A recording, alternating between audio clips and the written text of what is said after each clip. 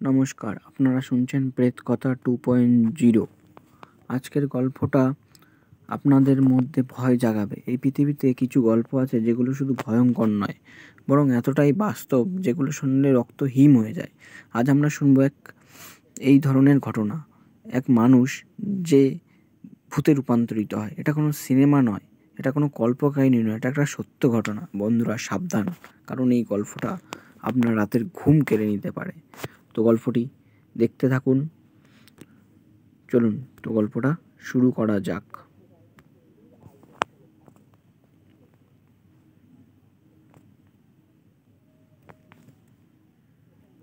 গল্পের নাম হচ্ছে আব্দুল মাজির নৌকা।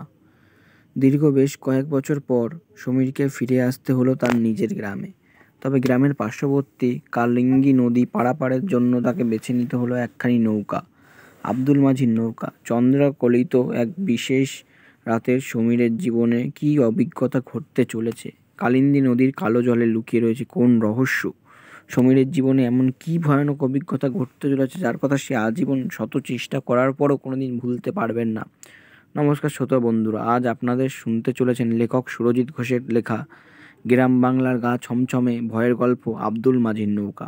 তাহলে আর বিশেষ দেরি না করে খুব শীঘ্রই শুরু হতে চলেছে আমাদের আজকের এই বিশেষ নিবেদন। তো চলুন শুরু করা যাক। আব্দুল মাজির নৌকা। বাপরে, অনেকটা রাত হয়ে গেল যে ওদিককার আবার সড়ক পথের ব্রিজও নাকি ভেঙে গিয়েছে। এখন তাহলে নদীপথে যাওয়া ছাড়া আর কোনো উপায় নেই। এমনিতেই এত রাত হয়ে গিয়েছে, তার উপর আবার এইরকম প্রত্যন্ত গ্রাম। এখন কি আর ঘাটে নৌকা পাওয়া যাবে? কে জানে আজ কপালে ঠিক কী দুর্ভোগ লেখা রয়েছে। ট্রেনটা ভীষণ রকমের লেট করলো, যার কারণে এখানে পৌঁছাতেই এতটা দেরি হয়ে গেল। নিজের মনের কথাগুলো বলতে বলতে বেশ হন্তদন্ত হয়ে ছুটতে হাঁটছিল সমীর তালুকদার। প্রায় 25 বছরের এক তরুণ যুবক। সমীর গ্রামের ছেলে হলেও দীর্ঘ বেশ কয়েক বছর ধরে রাজ্যের বাইরে থেকে সে রাজ্যে ফিরে এসে শহরে রয়েছে কর্মসূত্রে। ধবলগিরি নামের এক ছোট্ট গ্রামে তার বাড়ি। ধবলগিরি গ্রামের অবস্থান বিশাল বড় সুগভীর খরস্রোতা কালিন্দী নদীর একেবারে তীরবর্তী অঞ্চলে।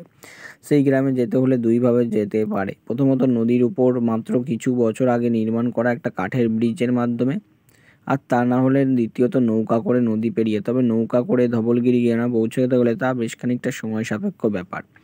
অনেকটা ঘুর পথে দিয়ে পৌঁছাতে হয় সেই গ্রামে। তাছাড়াও সুগভীর কালিন্দী নদীর উথাল পাতাল জলের সাথে লড়াই করে নৌকা এগিয়ে নিয়ে যাওয়াটাও বেশ খানিকটা পরিশ্রম এবং সময়ের কাজ।